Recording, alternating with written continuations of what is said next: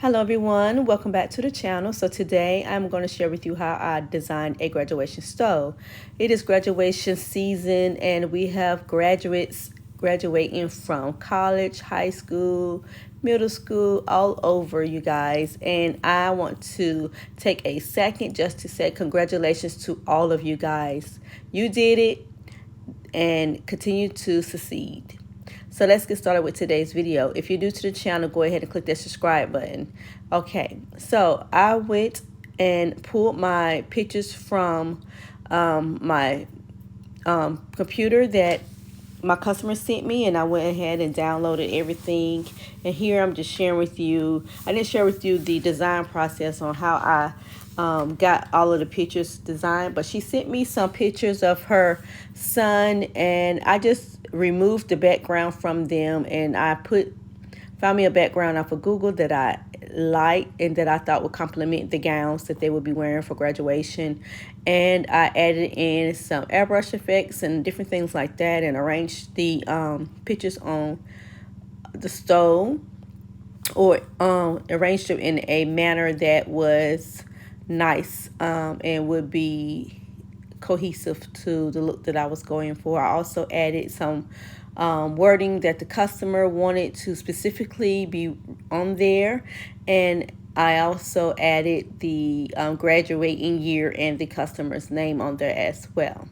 So here you see me using my Epson to print out my pictures, and I printed them out, and now I'm going to cut away that black edging mark that my printer seems to leave, because I use a Cricut to design in. And if you've used Cricut before, then you know when you do a print and cut with Cricut, they always leave that ugly looking registration black line around your image. So I'm going to cut that off. If you don't cut that off, it will print out on whatever substrate that you are printing on. So be mindful of this and don't forget to cut it out, okay? So here, also, if you notice, my image is folded a little bit around the edges.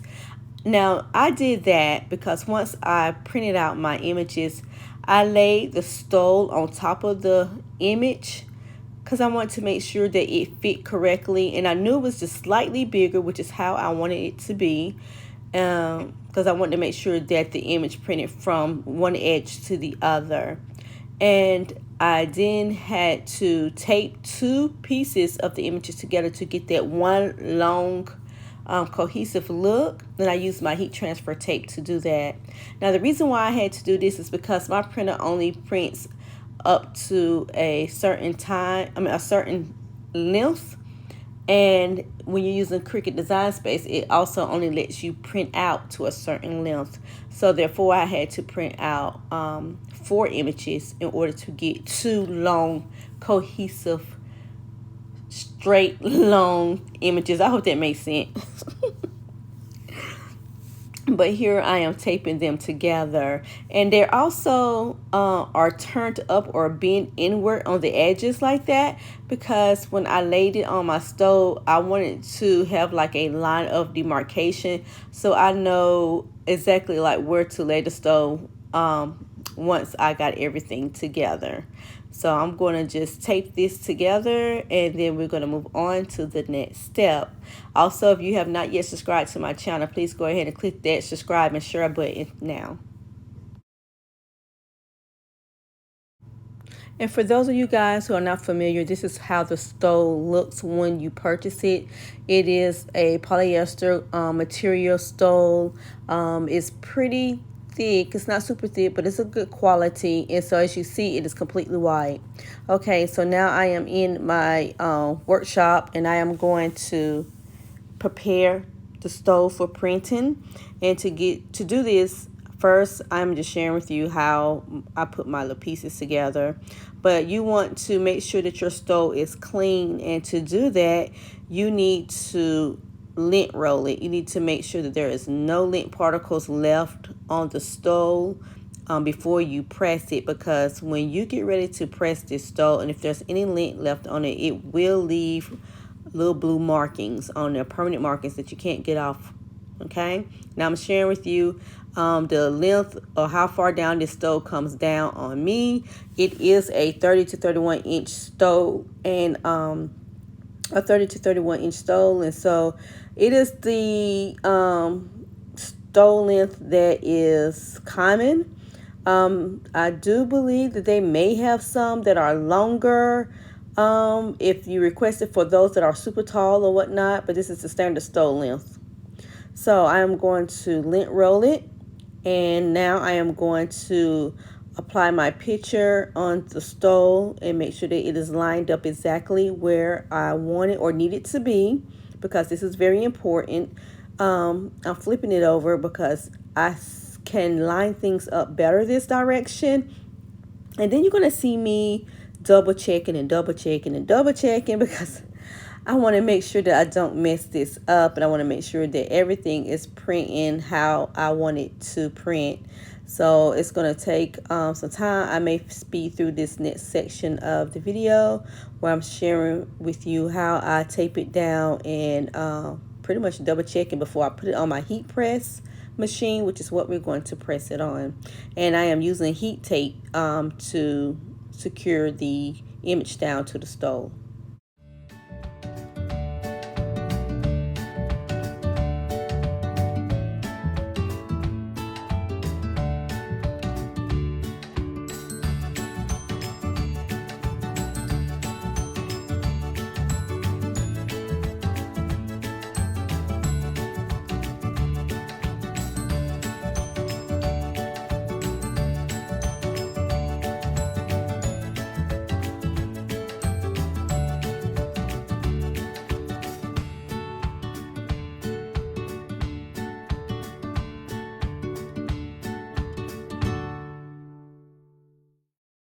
Okay, in this next set, we are going to now press the stove. And this here is my butcher paper. It's just butcher paper. You can use something else, but I'm going to use this butcher paper to protect my press and also to protect my product. So here, I notice I am putting the image side up and the product or the stove side down when I get ready to press. So you want to have the image side up closer to the heat plate, okay? And then I'm going to cover it with another topping of the butcher paper. I have my temp set at 405 degrees just because it is my thermostat needs to be regulated. Not my thermostat, but my heat press needs to be regulated just a little bit. Sometimes when I get it to 400, it kind of loses a little bit of the heat. So I just take it up a couple of notches just to maintain that 400 degree temp that I need to get the substrate to start working. Okay, so, and I do that for 1 minute. So we're going to remove the paper very, very carefully. It is super hot. You did see me have on my my heat press mitt or my heat resistant mitt, but I didn't take it off because I'm a little bit hard headed. Now, why am I working underneath the heat to remove this image? And it is hot underneath that plate. So you'll see me just go ahead and decide to kind of back up and just pull it on off. I was kind of being careful with removing it because I wanted to make sure before I peeled it all the way that all of the edges were covered where I wanted. Because it's really hard trying to reline the image back up and try to press it again. Because usually once you move it, then that's pretty much it. So anyway, it took very nicely. I'm satisfied with it, and so I hope and pray that my customer is as well.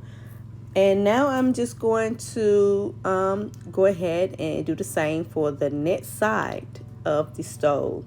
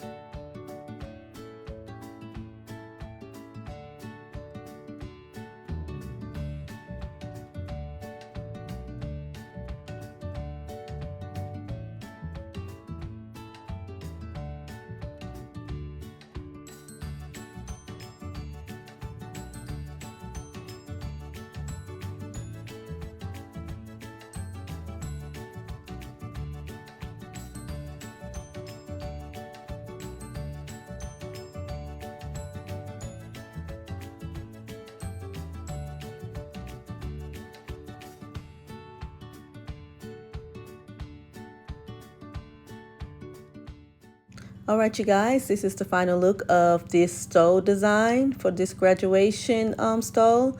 And overall, the printing part of the design was easy.